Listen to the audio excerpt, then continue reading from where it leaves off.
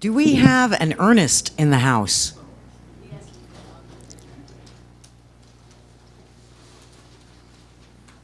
What an amazing kupuna, actually. The green turtle, the environmental. I mean, we need to do a better job of knowing and lining things up. I had one of the participants come up to me and say, I was completely unaware that Clayton was fluent in Hawaiian. Somebody came up to me and said that. All right, are we ready? Do we have Mr. Ernest Cravallho? Come on up. Do we have our questioners? You are a cleanup batter. The bases are loaded. Ernest, thank you for your accepting our invitation. The questioners here will introduce themselves, and then you'll have 3 minutes to address the audience. We're on live stream. It's being taped. This will be replayed 5 times in the next month. So, questioners, would you introduce yourselves? Michelle Kauhane, I'm the president and CEO at the Council for Native Hawaiian Advancement. Hello. Alohi Bickley, I'm the policy coordinator for Papa Ololokahi. I'm here today on behalf of the Shah. Aloha. Aloha. Aloha, my name is Jordan Danner. I'm with the Council for Native Hawaiian Advancement. I'm the policy program manager, and I oversee our Vote to Rise initiative. Aloha, you all. Thank you for having me here today. I do appreciate it. So, all right, mahalo for that. Thank you very much. All right. My name is Ernest David Kaimana Cravallho, and my family actually originally comes from Kohala. So we come from Kohala on the Big Island. Both sets of my grandparents moved from the Big Island to Oahu. One set went to Waianae, the other set went to Kalihi. So I was raised in Kalihi. Kalihi Kai, Kalakaua, or is it Kalakaua, right? And then Farrington High School. And then I also went to St. Anthony's of Kalihi. Today I put myself into running for governor because things have to change. Things are just not right anymore in the state of Hawaii. In Hawaii, the Aina is sick. The people are sick. Because right now, our politicians no longer serve the people of Hawaii. The politicians are serving themselves. The greed and the corruption that we see going around. If you look outside, you'll see Kaka'ako, what has happened to Kaka'ako. The buildings that are going up there. We cannot afford to live in places like this anymore. This is why I'm running. I want to be a part of a solution to be able to help the people of Hawaii to regain what they have lost. Thank you. For the audience, this is question number 6. Currently, state employees are allowed to use payroll deductions to give to a single charity on Oahu focused primarily on health and human services.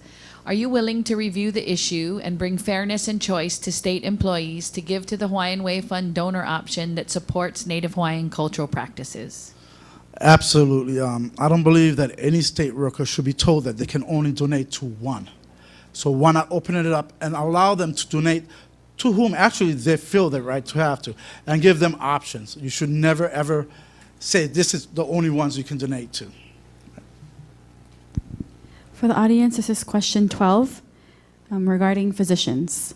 A November 2016 report by the Hawaii Medical Education Council found that Hawaii has a physician shortage of about 500. Not to mention a long list of behavioral health providers limiting citizen access to quality health care. As governor, what strategies related to workforce development or health worker housing would you consider implementing to address the provider shortage and overall problem in access? All right, so we do have a problem, and it's a big brain drain.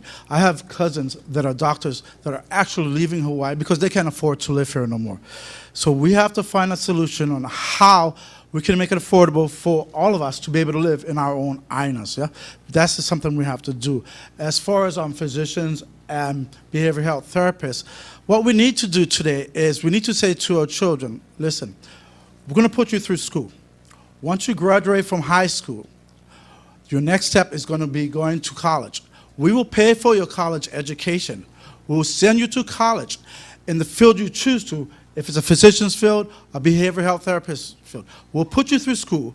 All we want from you is for the first 10 years after you're done, from college, the first 10 years you give back to work within the community. You keep your pay and everything else, but you're going to work for your community. So we'll pay for your education so long as you reinvest that education back into the state of Hawaii by helping us and our people.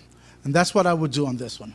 Also, we need to have more places to have better facilities for behavioral health. We have none of them. We need to get our people out of jails, and we need to be able to put them into facilities that's going to teach them and show them how to better live a life, to better get back into the system. Thank you. Question number 23.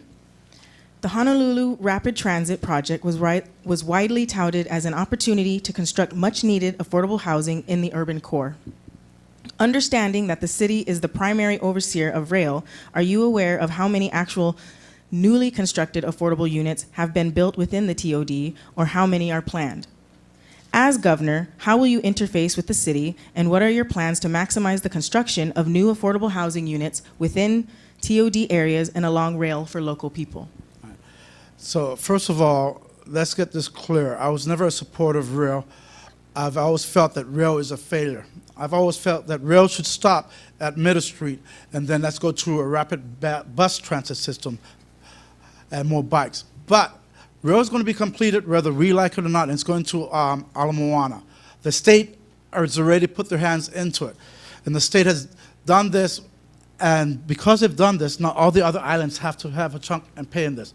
So therefore, what we need to do is we need to bring the legislators together to assure that all these rail stations, from the ones in Waipahu, especially the ones in Kalihi, because Kalihi is going to be your next kaka'ako, right? That the affordable housings are made within these TOD systems.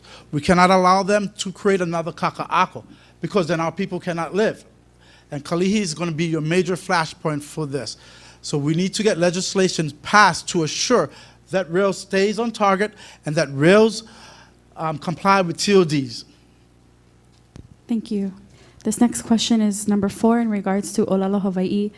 Hawaii was the first state in 1978 to recognize its native language as an official state language. As governor, will you give real value behind this official language, including fluency in the native language as a preference in all state job qualifications when all other qualifications are equal? Absolutely. That's a no-brainer there. We must Olelo Hawaii more. I myself am also Olelo now. I'm learning, speaking, and it's awesome to be able to speak the native tongue of the Aina, yeah? So we need to do that. But we also need to remember that I believe the state constitution of Hawaii, it's Article 10, Section 4 states that all schools will learn Hawaiian culture and be taught in the Hawaiian language.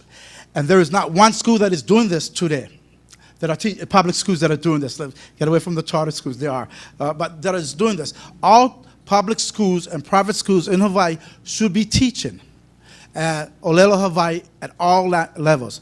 So by the time they get into the 7th grade, now the teachers will be speaking and talking to them in Olelo Hawaii. So they'll be teaching in Olelo Hawaii, and everybody will be learning this. So I will give preference. If everything's across the board fair, those that Olelo Hawaii will get the edge, as it should be. Question 19. More than 22,000 Native Hawaiians are spending their lives on the wait list to receive a land award under the Hawaiian Homes Commission Act of 1921. Too many simply die on the list, never receiving an award. These homestead land awards can be made for a residential, farming, or ranching lot with or without infrastructure. As governor, what is your plan to eliminate barriers within state government at DHHL to issue not hundreds but thousands of lease awards during the next 4-year term? The problem that I hear from a lot of people about Hawaiian homestead lands is they can't afford the down payment. So we have to come up with a solution where our people are able to get the down payment. So I'm going to advise, and I'm going to try to push legislation through to be able to give credit to the people so that they can get the credit they need to put down the down payment to get that home that they need. But there's another thing bigger here. A lot of people are talking about homes and the farms and all that. But there's a lot of people that are on this list that do not want to live in these homes. They want to live in a condo. So why are we not building condos, apartments for them to live in that they can have of their own? Because this is later on in life, they can pass it down to their children. Not everybody wants to live out in the country. There are many people that want to live right down in urban Honolulu. They want a condo there. So why are we not looking at other options? There should be no reason why anyone is still on the list. This list should be emptied by now. As governor, this is question number 22 for the audience. As governor, what will you do about the pu'uhonua in Waianae and the unsheltered in general across every county? Pu'uhonua o Waianae. For me, what I would like to do, I don't believe necessarily that it should stay there, but it should stay intact. So I believe what the state needs to do is the same thing they did with Pu'uhonua o Waimanalo. What we need to do is we need to find them the right land in Waianae so that they'll have Mauka area going down. Because as natives, people know you want to live a little further up because, you know, with climate change coming, the front's going to be flooded anyway. So what we need to do is find them the land and lease this land out to them for $1 for 99 years. Not only that, the state needs to go further. I believe that every aupua'a on the island of Oahu and in the state of Hawaii should actually have a pu'uhonua. Pu'uhonuas work. It is a proven fact. I've been to the one in Waimanalo. I've checked out the one in Waianae. They actually work. Mahalo. For the audience, this is question 27.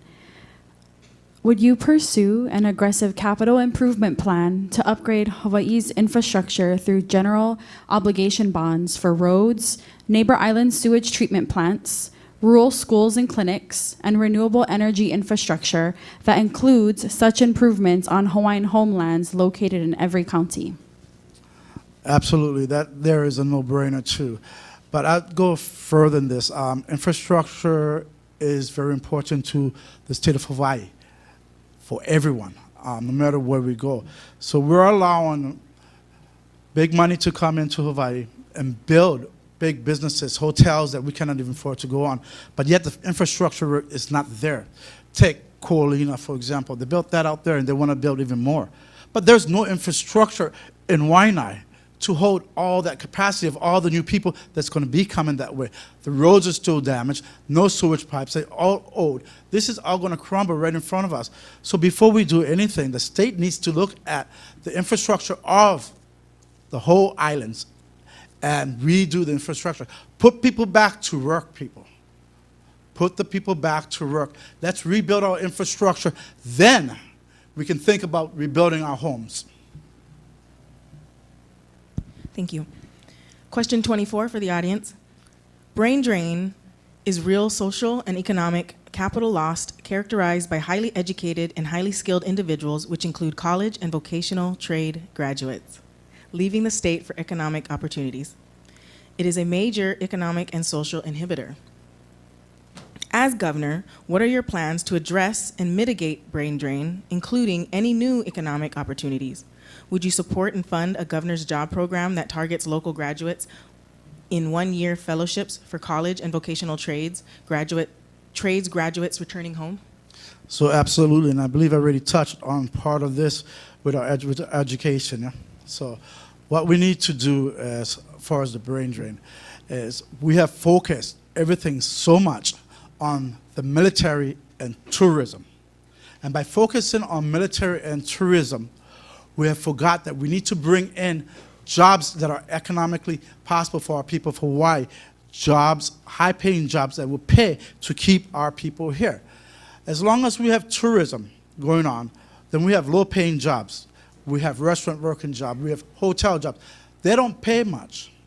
So we need to go ahead and focus on bringing high-tech jobs into Hawaii, rebuild our economy. We can no longer continue to look at the military or tourism as a way out.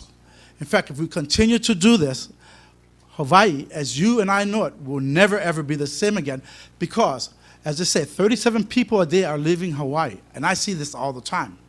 And a lot of those people that are living Hawaii are our brains, are the ones that we need here to help us to rebuild our Aina. Question number 25 for the audience.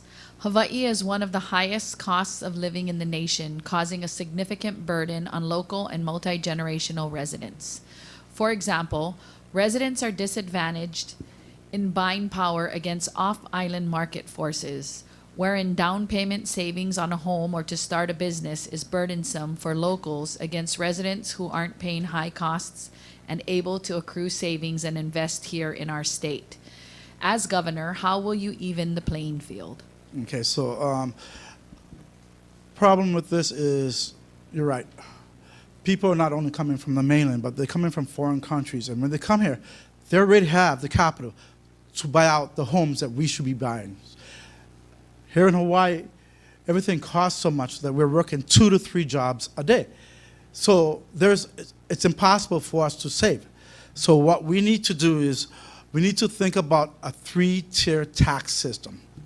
One for locals, one for mainlanders coming in here, and one from foreign investors. Okay? I'm not going to get into this tax system just quite yet, but that's what we need to be thinking about to take even the playing field. You know, our people should be able to buy their homes and all that, but those are things that we need to do. Next, we need to look at Airbnb, because Airbnb is raising the prices. Yeah. Then next we need to do is we really need to look at a cost of living.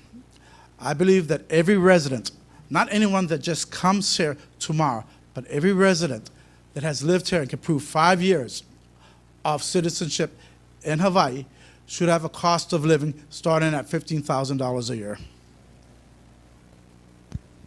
Thank you. This is the last question for the series, and this will be question 28 in regards to Hawaii tourism. The visitor demographic is changing globally, wherein tourists are looking for more authentic experiences. The Hawaii Tourism Authority is funded at upwards of $80 million annually, yet a tiny percentage is dedicated to investing in Native Hawaiian culture.